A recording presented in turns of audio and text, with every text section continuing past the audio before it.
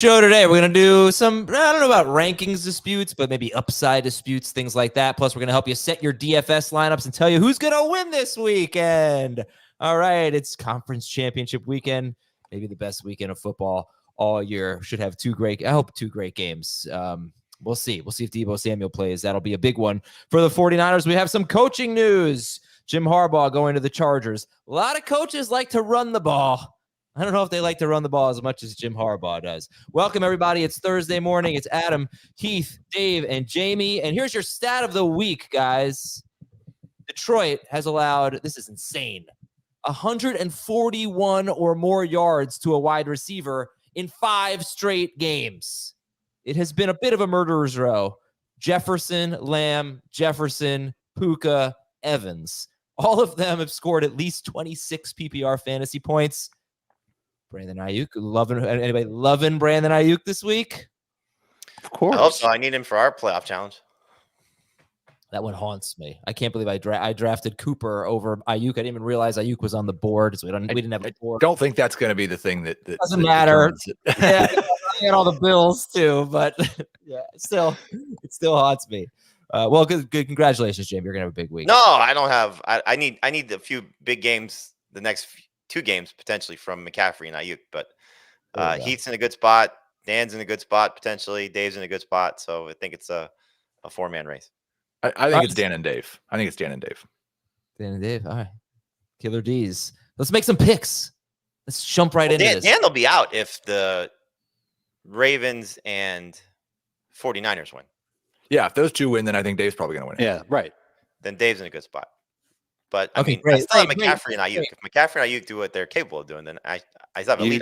You got a lot of people to overcome if it's a Ravens 49ers Super Bowl, which, by the way, Adam, is my pick. Ravens 49ers Super Bowl? Yes. Okay. You going logo over Swift? Logo over Swift. All right, let's make some picks. Dave's going with San Francisco and Baltimore. Jamie, who are you going with? Logo also. What does logo mean? The colors of the logo. Are you living under a rock? No, but I don't remember. I don't know what the colors of the logo are. They are the 49ers and the Ravens colors. It's not that difficult to figure out. Well, what do you mean? I don't look at the logo. What are you guys looking at the logo for? I don't even know. Because it's a very popular conspiracy theory. I don't do conspiracy theories. Okay. I'm very real.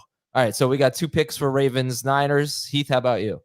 I'll just say that, the Ravens have got the MVP at quarterback, the best defense in the NFL. They're at home. You better get to the Super Bowl this year. Chiefs 20, Ravens 16. And I'll take the 49ers by 17. I am also going with the 49ers. Do you think it's a pretty big spread in that game? Do you think it's going to be close? And how much does Deebo matter? Deebo matters considerably, but I think what matters more is defense and that the 49ers have the chance to bounce back after a bad game. And I think the 49ers will end up putting a hurt on the Lions. I hate to say it, though. Lions have been such a fun story. They've been fun to root for in the playoffs. But I think the 49ers are just the better team. Certainly the better defense, definitely the better secondary. Makes sense that they would go out there and win by 2 scores. I think the Lions would have a chance at home, but I just don't think outside on the road, I think it gets really ugly. Okay. I do think Deebo Samuel's status matters. I mean, Brock Purdy averages 8 yards per attempt in those 4 games that Deebo missed or didn't or barely played. And that's way below what he usually averages. And 2 of those games are rain games. So I think that had a lot to do with it too. But all right, we're all picking the 49ers. I'm going Chiefs. Let's go, Heath. I like your red shirt. Right.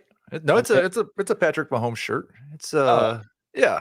No, it's I don't think the Chiefs are going to stop the Ravens run attack at all between the 20s. It's just, can they force the Ravens into field goals? That's something that they've had troubles with in the past, that red zone efficiency.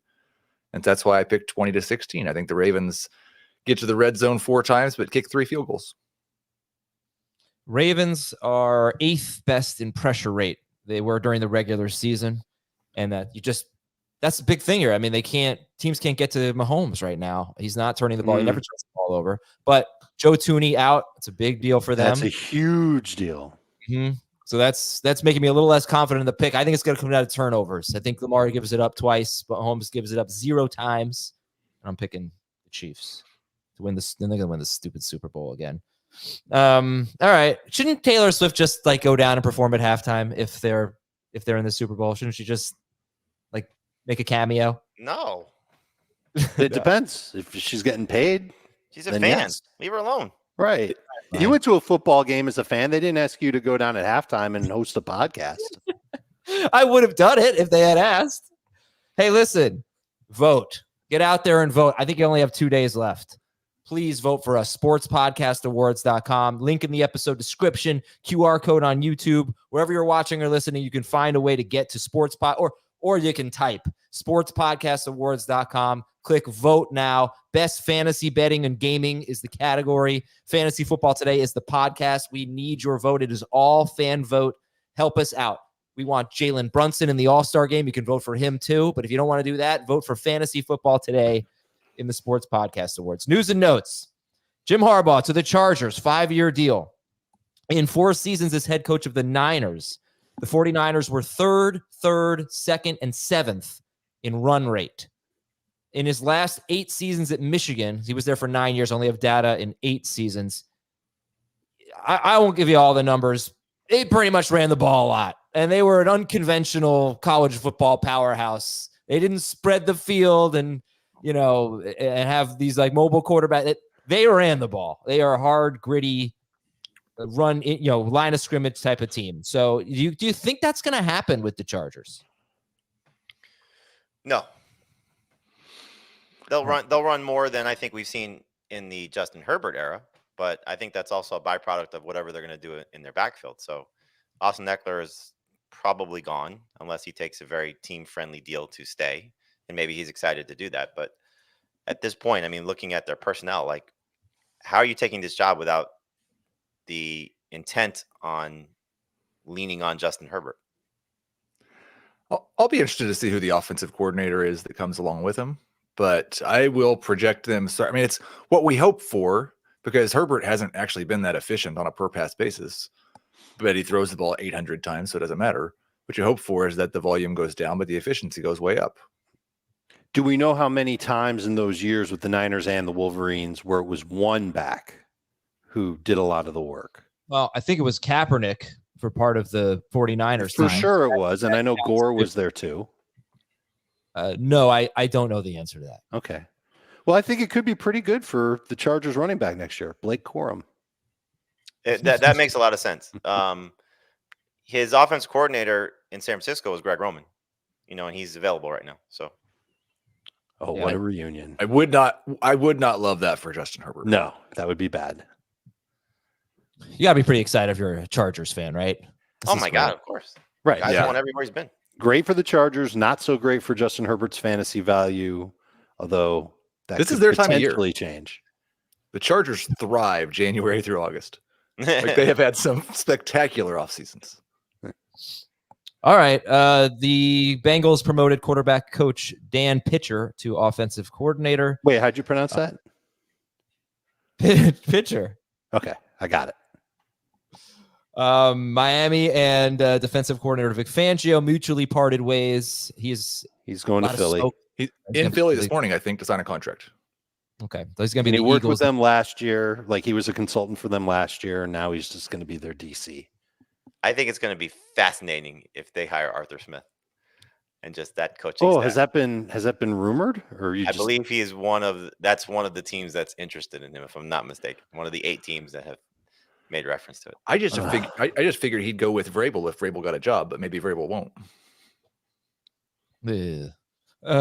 I can only make.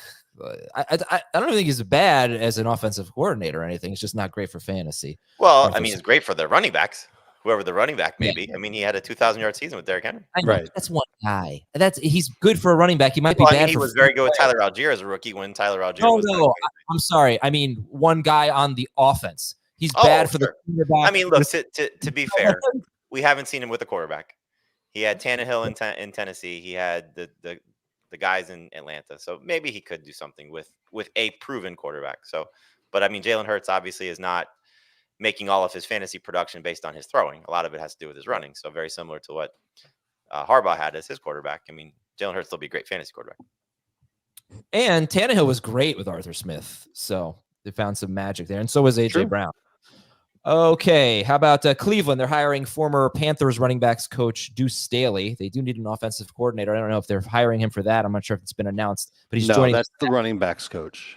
He is going to be the running backs coach? Yes, and Deuce has been a big proponent of multiple backs.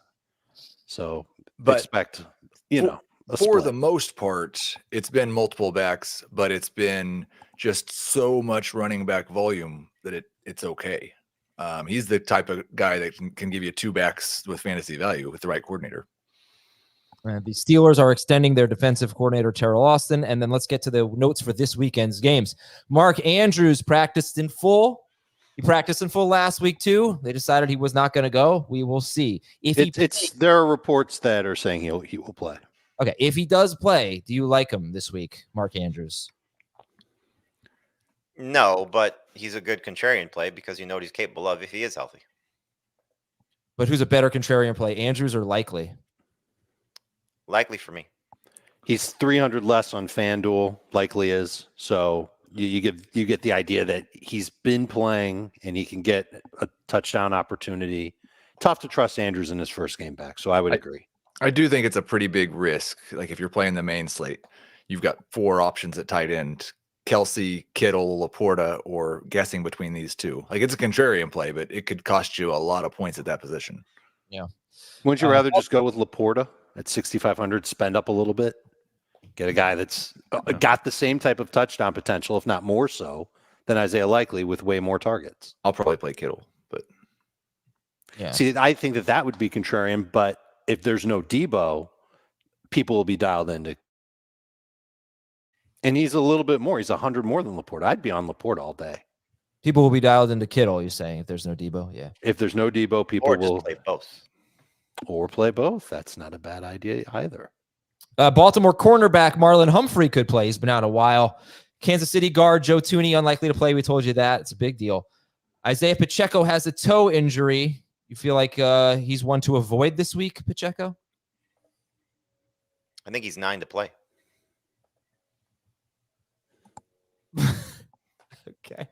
One to avoid. Was that a toe joke? Yeah. Okay, nice. I think he's fine. I think he's fine. Kansas City linebacker Willie Gay was limited, but they were missing 2 defensive players, Mike Edwards and Derek Nottie. Edwards, safety. Derek Nottie, defensive tackle. They both missed practice. Edwards left with an injury. Edwards and Willie Gay left with injuries last week, so at least Willie Gay back on the practice field. And, of course, Deebo Samuel missed practice on Wednesday.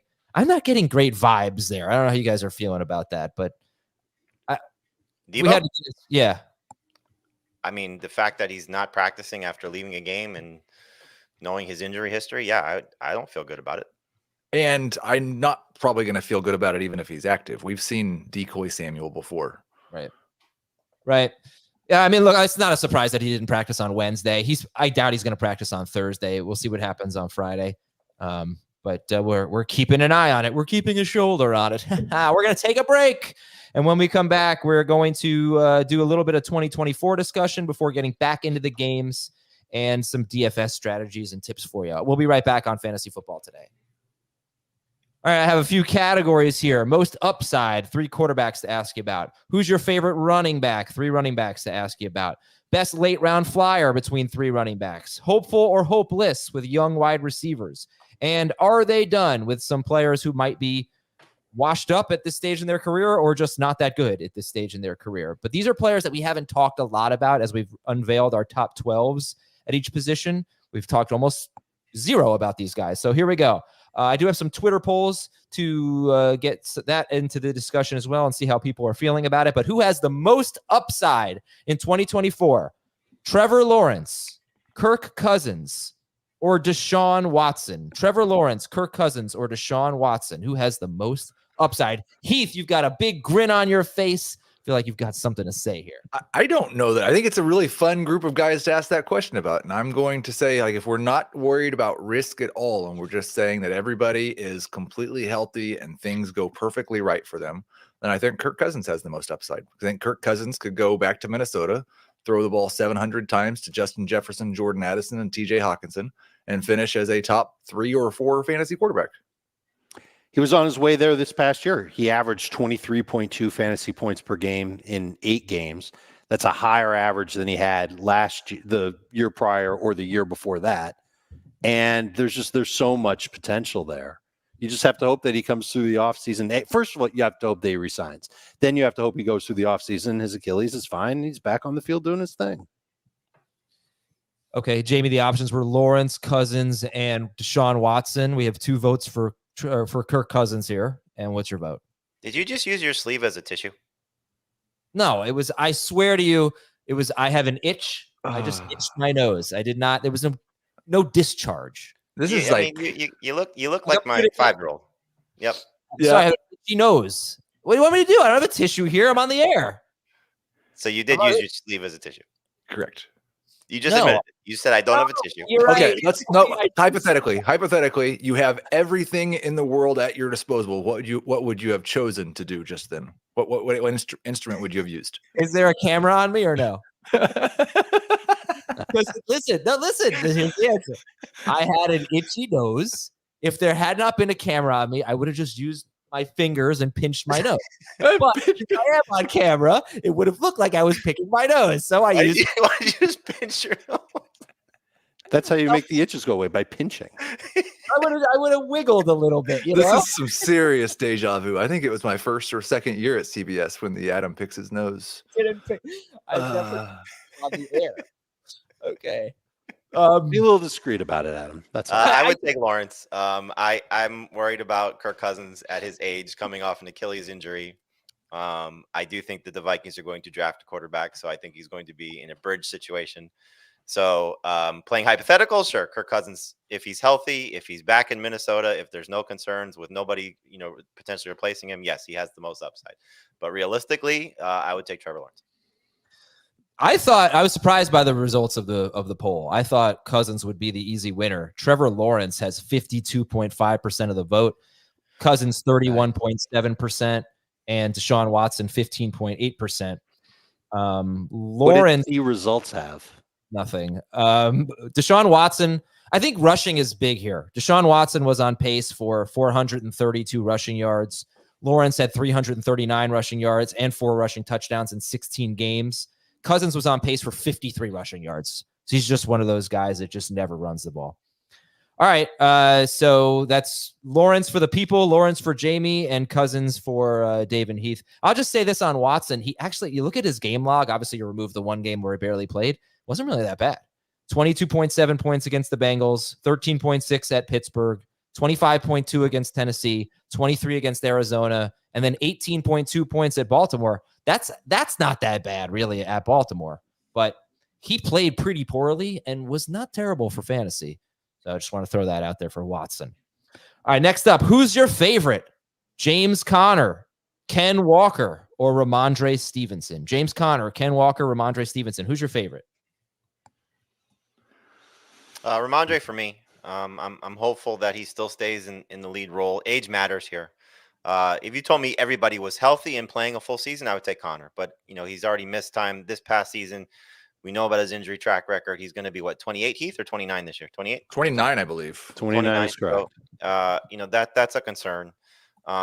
He's been awesome, and it's not about what he has done, because he's been the best of this trio, but it's about what he will be. And Stevenson was on his way to a good season last year. We know what he was 2 years ago. If he's got the right quarterback, which I think we're going to get a rookie, which I'm hopeful for, I think he's going to be the catalyst of this backfield and hopefully still involved in the passing game as well. So he's my favorite.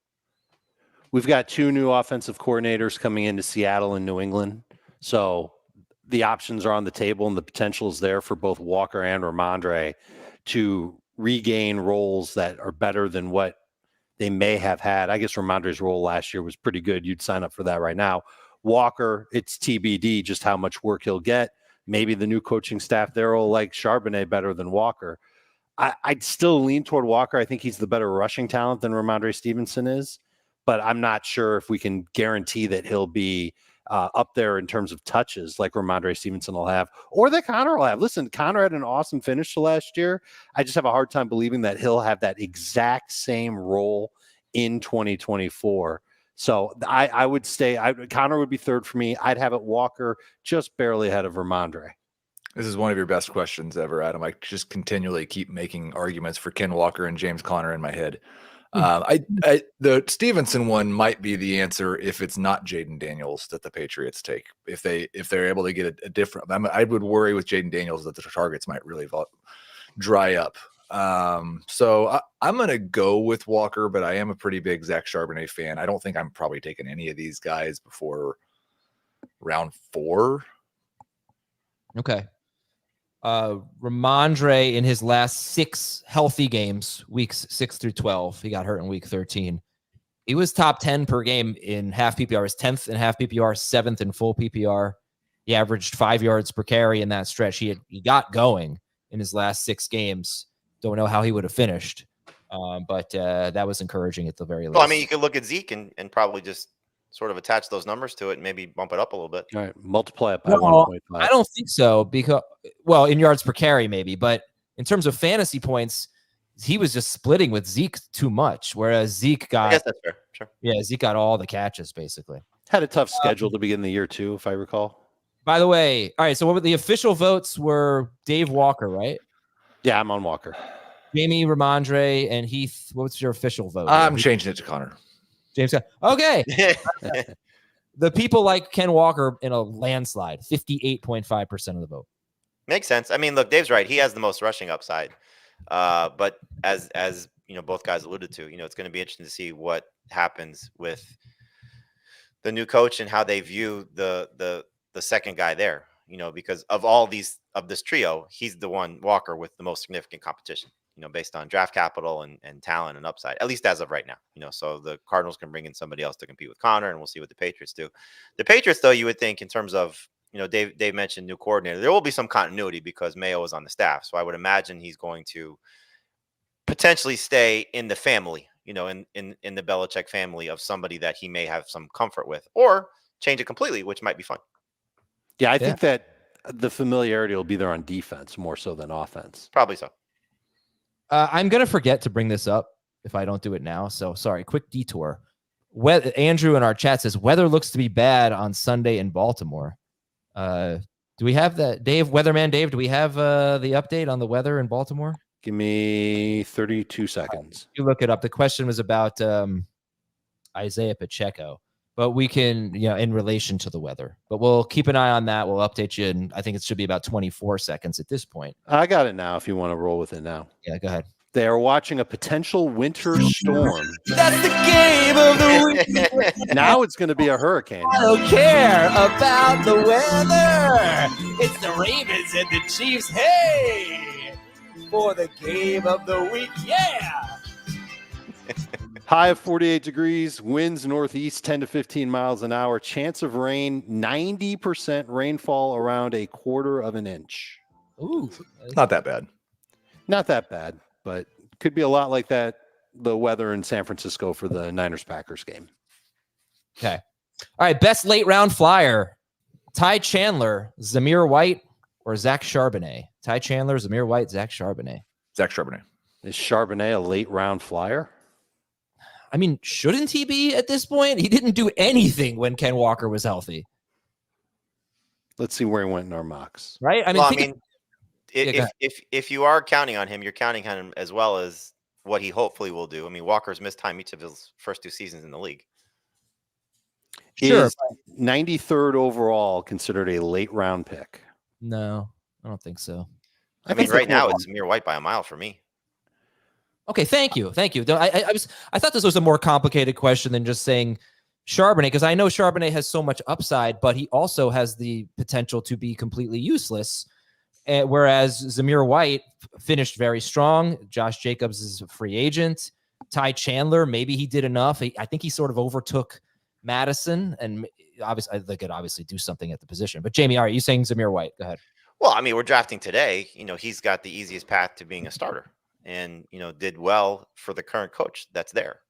So, you know, is he a polished running back? No. I mean, if you're talking about talent, he's potentially third. You know, I would probably put him second, but you know, behind Charbonnet of what his ability is. So, if you were going to say all three of these guys are in starting jobs, it's Charbonnet by a million miles.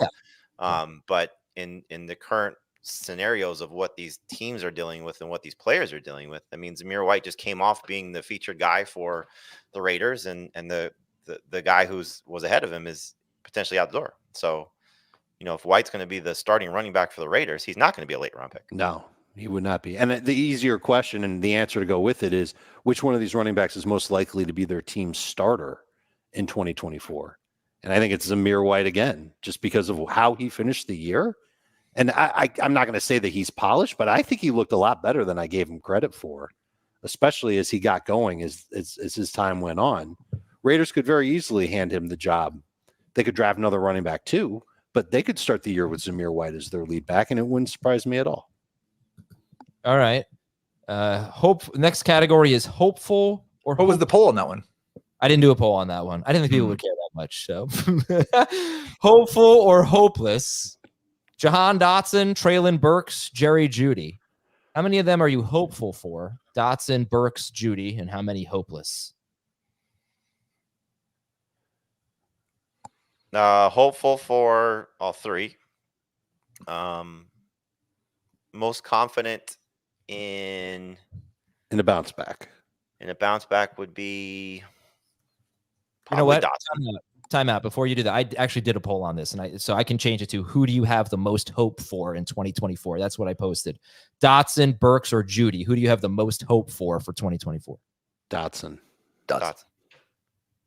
Here's I don't know if it's a hot take, but two of these guys are getting new quarterbacks. Right. Washington, Terry McLaurin and Jahan Dotson, are they among the best buy lows in Dynasty right now? Thinking quarterback and coaching. I mean, not to trash Eric Bieniemy, he did great, but potential Ben Johnson, potential Daniels or Drake May, maybe they even swing a trade for the number 1 pick. Who knows? I think you missed your window on that, though, because everybody knows that's coming. Like that was something you should have done during the season when it was looking like that. But like you're trying to buy out McLaurin from a team that's looking for picks or Dotson for a team that's looking for picks. Like now it's, why would I give those guys up unless the deals are overwhelmingly in my favor? Exactly. I've got McLaurin in our Dynasty League. I don't have a first round pick this year. It's going to give me a 1 for McLaurin. I would strongly consider that. If someone offers me a 2, I don't think there's any chance I'm making that trade. That's the thing. I think with McLaurin right now, I'm holding and hoping that we get Ben Johnson news, and then we get a rookie quarterback, and then I'm probably dealing at that point. Yeah, he's gonna turn 29 in September. Right, I was gonna go the other way. Maybe it would be an overrated bump for these guys. Yeah, that's more likely. Absolutely. Okay. All right, so Dotson did win the poll, 56%. I don't know how hopeful I am for Jerry Jeudy anymore. I don't really. I know. Yeah. I would love to see a trade that he gets moved. I think the Broncos would too. Yeah, for sure. I think we've seen what the rest of the league thinks about the possibilities of that. Well, I mean, you never know for a day 3 pick. If somebody's willing just to take a flyer on him. Okay, last category. Are they done? Take Kansas City, Heath, for a 4th?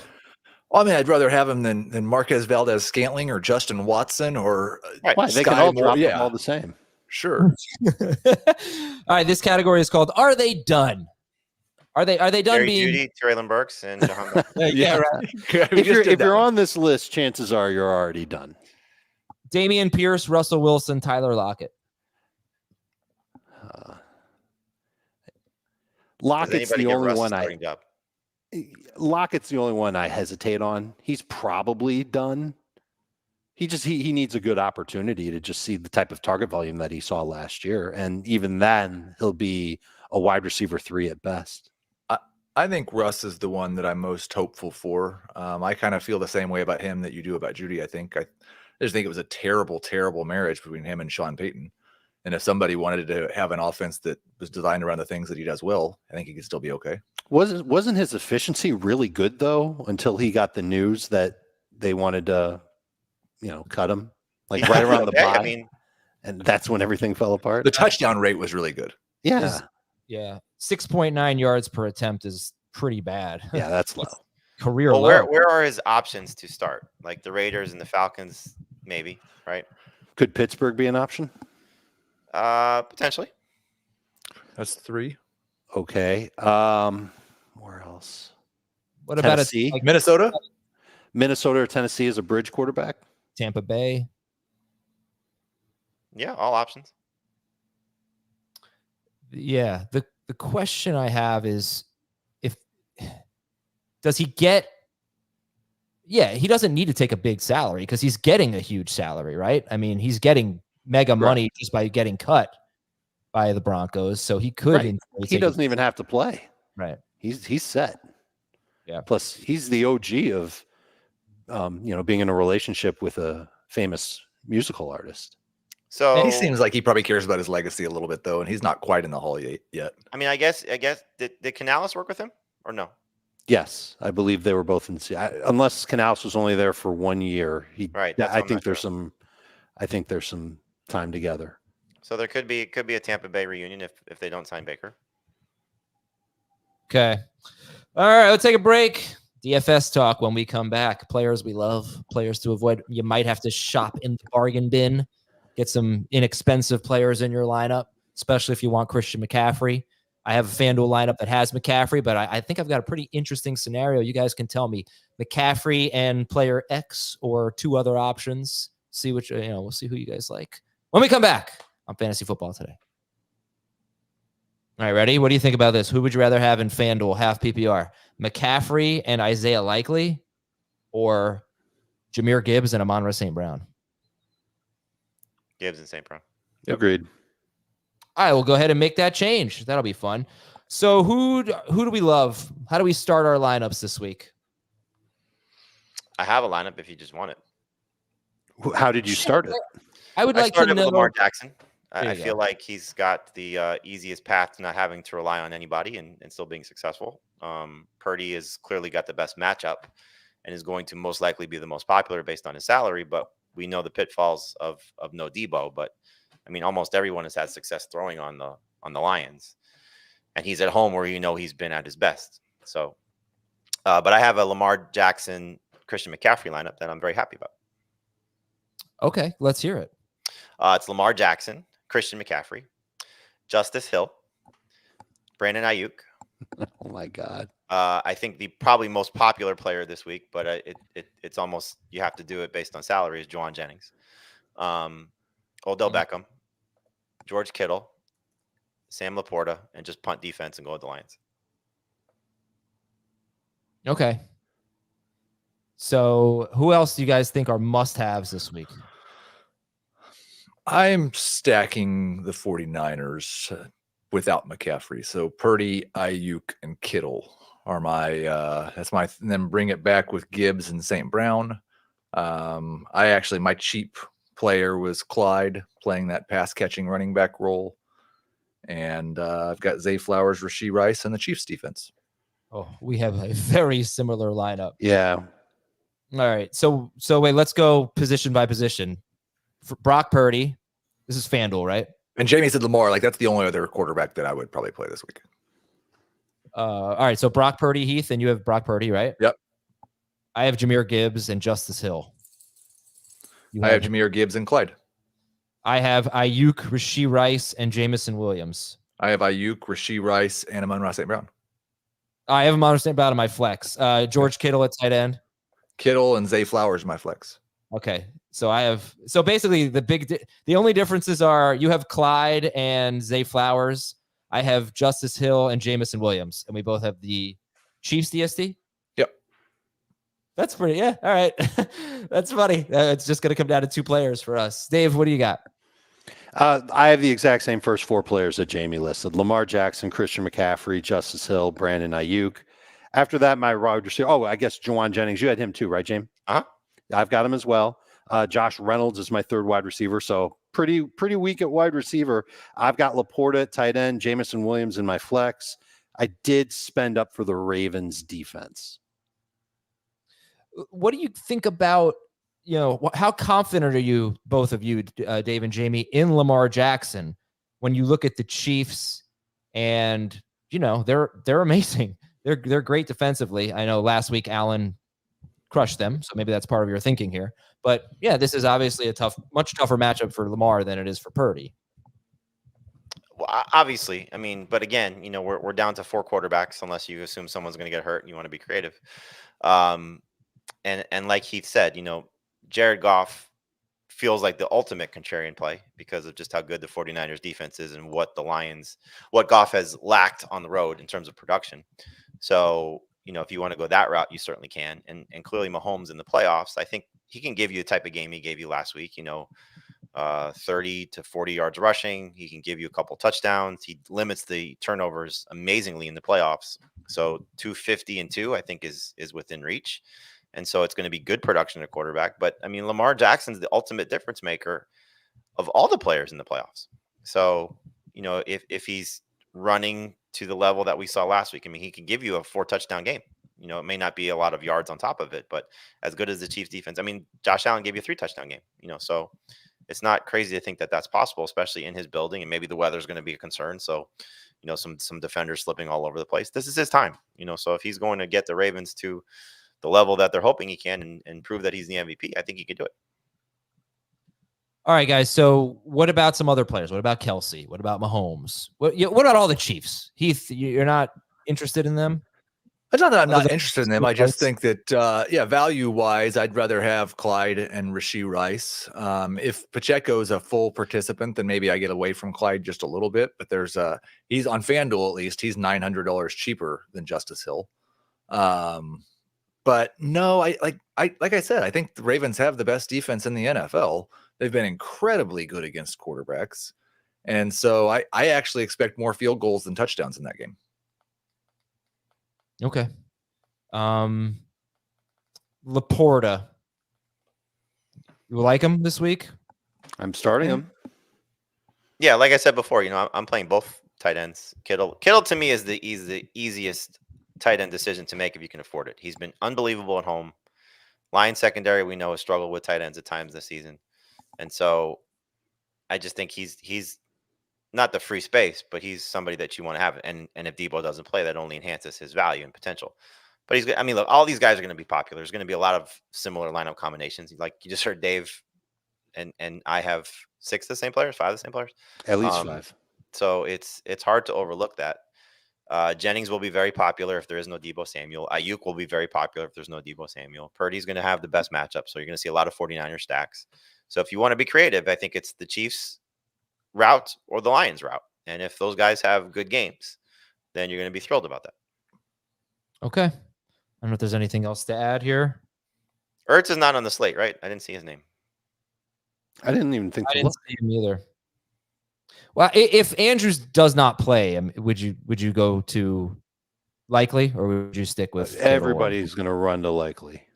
Well, they should. I mean, no Ertz on the slate. Likely would absolutely be popular if there's no Andrews. And we talked about this already. Like, he's a good contrarian play even if Andrews does go. All right, here's my last concern here about the advice we're giving. Just how much would it change if Debo Samuel's basically full go, which seems unrealistic. I know that, but just in this scenario, he's good to go. We feel confident in Debo. Do you get away from Ayuk? Do you get away from Kittle? I'd be more likely to get away from Ayuk than I would be Kittle. I wouldn't get away from either. Just the matchup is so good across the board. Mm-hmm. And last week was the first time, I think, well, I shouldn't say that. Ayuk came into last week's game averaging 100 yards receiving in San Francisco. So he was below his average for home games. So they're just so good in their building. And it's such a great matchup, So yes, things get thrown off a little bit when Debo's not there because he's the guy you have to account for in the passing game for San Francisco because of what he'll do as a rusher as well. They just have to be, have a spy on him and safeties have to, pay attention to it. So when he's not there, they tried that with Jennings. You saw that coming out of the half. And he's not the same player. So it kind of threw things off for Purdy. Roll coverage a little bit more toward Ayuk and toward Kittle. They're still very tough to stop anyway. But the secondary has been exposed time and time again. That's the Achilles heel of this Lions defense. They're amazing against the run. It makes you question playing Christian McCaffrey because of his rushing maybe downside this week. But his overall playmaking overcomes that, but it's a very expensive play. So, I just think San Francisco to me is going to, move the ball with more success maybe than any of the teams out there of the 4 remaining. And that's the hope. So I don't think that Debo coming back should make you run away from Ayuk or run away from Kittle. I think they'll still be just fine.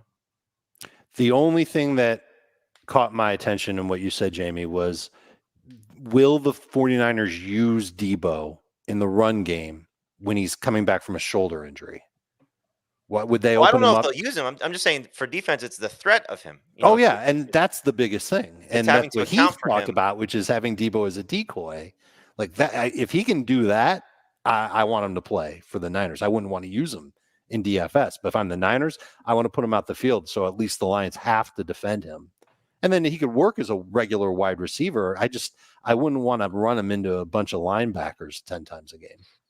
The problem is for this week, there's not a lot of great cheap options. I think we listed the 2 running backs that you could look at, and that's Justice Hill and Clyde. Maybe Dalvin Cook, if, 1 game in, did he do enough to earn a bigger role? So you can say those 3 guys, but, between the 2 Lions guys, I would stay away from Montgomery personally, because if he doesn't score, you're screwed. But Gibbs, McCaffrey, Pacheco, those 3 are going to be clearly, in a lot of lineups. And then the receivers, Jennings is the obvious one because he'll get targets if there's no Debo. But do you look at, or I shouldn't say do you look at, how much do you buy into Jamison Williams maybe making a big play? We just haven't seen it yet. Josh Reynolds, huge game 2 weeks ago, scored a touchdown last week. So he's been involved since kind of the Laporta injury. Mm-hmm. And now what happens without Brock right there? Do they elevate Zach Ertz? Is it more in Laporta's direction? Is it more Jahmyr Gibbs? There's a lot of, interesting ways to go there. And really the Ravens receivers, aside from Zay Flowers, who might get Snead, which that could be a problem, then what happens to the other guys? So is it Bateman? Is it Odell? Is it Aguilar who scored? Is it, we see more 12 personnel, and if Andrews plays, there's just a lot of directions you can go from being finding some cheaper options there. And then clearly the Chiefs receivers too. There's maybe a dart throw here of, hey, this could be MVS this week. On DraftKings, I just don't. If you're going to go with a Ravens receiver that's not Zay Flowers, I don't really see why you would go with Beckham at this point. He's more expensive than Aguilar, and look at his targets. His targets in his last 4 games are 3, 3, 1, and 1. So I don't really see. There was a while where it looked like he was, if not the number 2 guy, maybe the number 1 receiver on the team, but he doesn't play that much, and I don't really see how he's definitively better than Nelson Aguilar, for example. So it was a pretty big difference in cost, I believe, on DraftKings between the 2 of them. I'm not sure about FanDuel. I don't really know why you'd go Beckham over Aguilar if you're saving money. It's just upside. Big spotlight. You hope that he shows up. Yeah. But yeah, from a logic standpoint, you're right. Mm-hmm. And from a logic standpoint, it made sense to use my sleeve to scratch my nose. So I think I've been pretty logical all day, quite frankly. You also pinched your nose too. You see how he just scratched his nose? Nobody thought he picked his nose. He just, Nobody thought I picked my nose. The real key is that when you do it, you put your finger outside of your nose. Yeah. It's like people get really confused when your finger goes into your nose. They think that you're picking. Or Adam, there's this magic of if you have to, do something like that, you just do this. It's very simple. I can rub my nose. I don't need to take my camera off to rub not difficult. I do it constantly. You go off camera to just yes. Because we're silly. All right, Heath. What do you cook? When I was sick, I was turning it off to hock up phlegm. It was ridiculous. What are you cooking up this weekend? I don't have anything on the menu yet. I've got a 14U basketball tournament, and the hope is that they schedule the championship game at 2:00 or earlier. But yeah, it will be probably an order in kind of day. Oh, okay. Well, good luck to all of you out there who have a vested interest in this game. Must be a lot of fun. I don't know what that's like, really. It's been a while. But have a great weekend. We'll talk to you on. You were rooting for the Eagles last year. That's right. That's right. I was fly Eagles fly last year. That's right. All right. Have a great weekend, everybody. We'll talk to you later. We're also about to record FFT in 5 if you want to hop over and watch that. We'll talk to you Monday on Fantasy Football Today.